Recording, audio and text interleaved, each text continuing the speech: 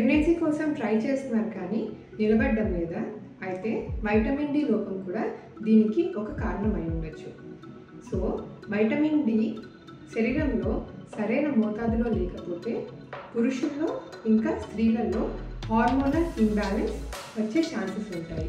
And దీనివల్ల సరైన టైంకి అండం విడుదల అవ్వకపోవడం, అండం క్వాలిటీ, మీడియం క్వాలిటీ తగ్గిపోవడం, అలాగే ఇన్ఫర్టిలిటీ ట్రీట్మెంట్ తీసుకుంటున్న వాళ్ళు కూడా ట్రీట్మెంట్కి సరిగ్గా రెస్పాండ్ అవ్వకపోవడం, తరచూ ఐవీఎఫ్ ఫెయిల్ అవ్వడం ఆర్ ఐయుఐ ఫెయిల్ అవ్వడం ఇలాంటివన్నీ జరుగుతుంటాయి అన్నమాట.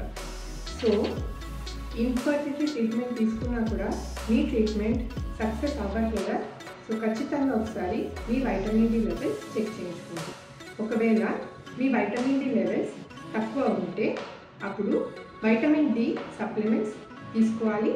అండ్ దాంతోపాటు వైటమిన్ డి రిచ్ ఫుడ్స్ కూడా మీరు తీసుకోవాల్సి ఉంటుంది.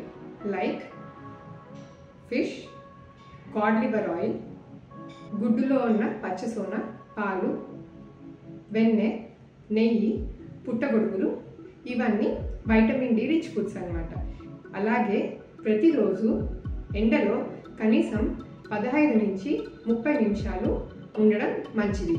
మరి ఏ టైంలో ఉండాలి డాక్టర్ అంటారా? పొద్దున 10 గంటల నుంచి మధ్యాహ్నం 2 గంటల లోపల ఎండలో వైటమిన్ డి లెవెల్స్ చాలా ఎక్కువగా ఉంటాయి. సో ఇలాంటి మరిన్ని ఇన్ఫర్మేటివ్ వీడియోస్ కోసం ఈ ఛానల్ని ఫాలో అవ్వండి.